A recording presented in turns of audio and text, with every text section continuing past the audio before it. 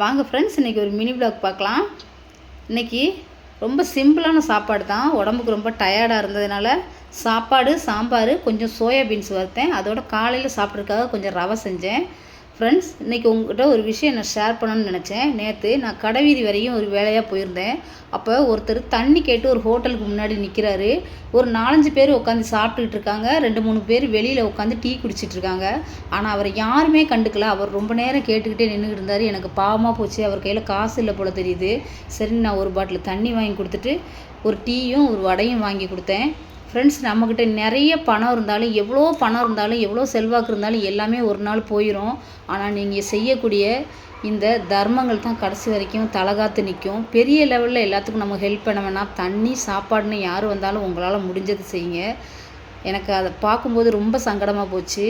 அங்கே இருக்கவங்க யாருமே கொஞ்சம் தண்ணி எடுத்தும் கொடுக்கல, இல்லை பாட்டில்லையாவது வாங்கி கொடுத்துருக்கலாம். ஒன்றுமே கண்டுக்கல. ரொம்ப சங்கடமாக இருந்துச்சு. ஓவர் வெயில். அவர் ரொம்ப சந்தோஷமாக அதை வாங்கி உட்காந்து சாப்பிட்டாரு. உங்களால் முடிஞ்ச உதவியை செய்யுங்க. யாரையும் பசின்னு வரும்போது பட்னியாக மட்டும் அனுப்பிடாதீங்க. ஓகே ஃப்ரெண்ட்ஸ், பாய்.